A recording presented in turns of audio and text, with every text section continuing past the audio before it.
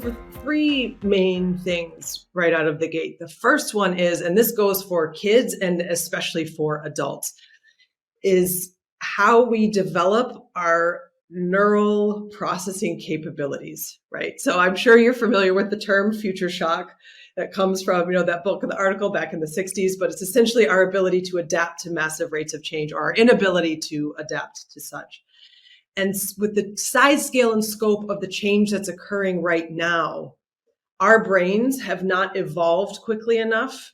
Digital natives might be slightly different, but we haven't evolved quickly enough to process the amount of information that's occurring, whether we're conscious of it or we're not conscious of it. So learning how to connect those three main neural networks, strengthen them through practices that, Eastern philosophy has been sharing for centuries, right? Yoga, meditation, centered beingness and breathingness, presence, as opposed to, sort of the scatteredness that we're living in.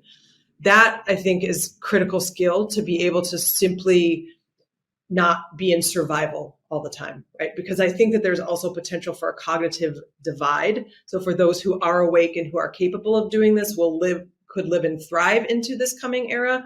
Those who don't, and we're seeing it happen now, shut off and numb and sort of move away from main economic activity. I think there's that piece. Secondly, anything you can do to help them build and strengthen resilience.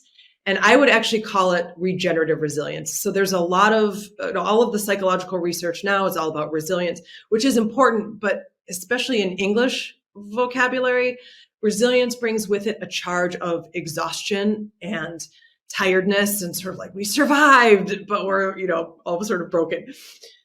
There's a term that I use through the work that I deliver called regenerative resilience, which is this notion of not only being resilient, but in and because of the disruption that we're facing, we actually come out better, stronger, more evolved, more expanded.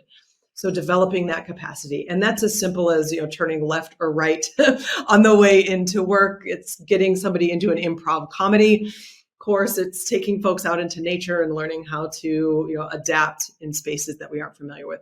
And then the third thing, as we're thinking about business and growth, I would look at entrepreneurial thinking, right? So currently, the data will tell you that the best predictor, at least in the US, the best predictor of long-term financial growth or gain is having a college degree.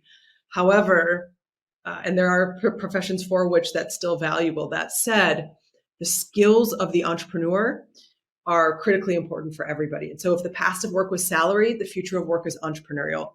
Whether we are required by an organization to have entrepreneurial skills, whether we are a 1099 or a freelancer or a gig economy worker, or whether we're creating a scalable unicorn of some kind.